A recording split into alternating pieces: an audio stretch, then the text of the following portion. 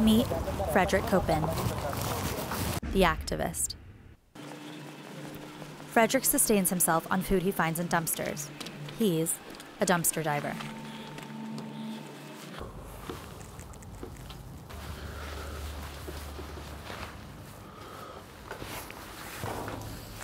I'm just gonna jump in.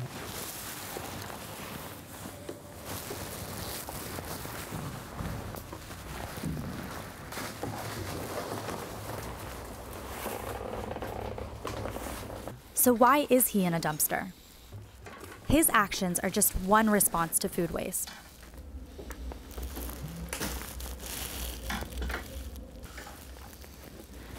Europe wastes 60 to 100 kilograms of food per consumer per year.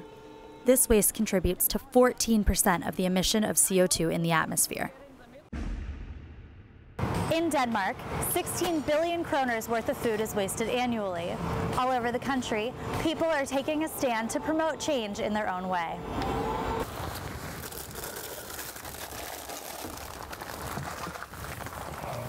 So I dumpster dive mostly because I'm very much against the way we produce food and the way we import food, transport food, process food and all this.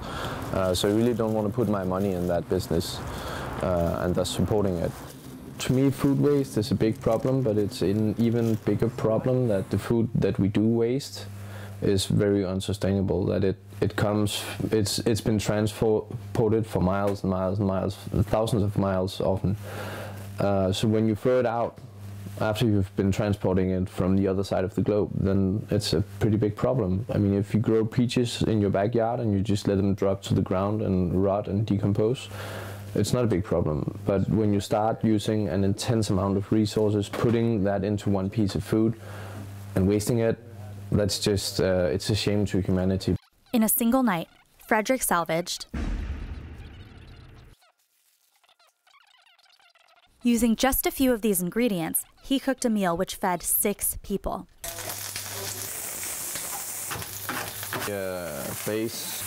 So dumpster diving is just a way to show that politically and economically, and it has that very cool benefit that you get to share a lot of food with a bunch of people, and when you share that food, they will not be spending money in that system either. So you actually you maximize your influence in that way quite intensely. Dumpster diving is not for everyone and could never solve the problem of food waste in its entirety. Some have taken a different approach. Meet Selena Yule, the nonprofit.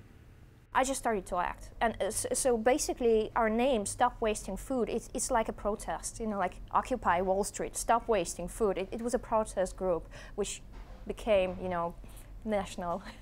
Selena founded Stop Wasting Food in 2008. Since then, the organization has been appointed a seat in the Initiative Group Against Food Waste under the Danish Ministry for the Environment, and has been asked to speak at such functions as TED Copenhagen.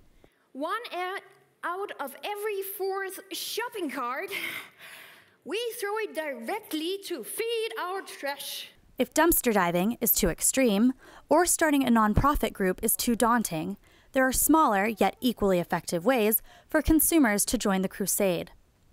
They can make better use of their leftovers, utilizing tools such as the Stop Wasting Food cookbook, or by supporting establishments with food waste initiatives. Aarhus Folkekolken is a restaurant actively fighting food waste through a number of revolutionary initiatives. Meet Johan van Bulow, the progressive. At Aarhus Folkekolken, most produce is organic and seasonally purchased. All food products are sustainable and locally grown, not only to support smaller businesses, but to cut down on the environmental impact caused by transporting goods. In this kitchen, not a single crumb is wasted.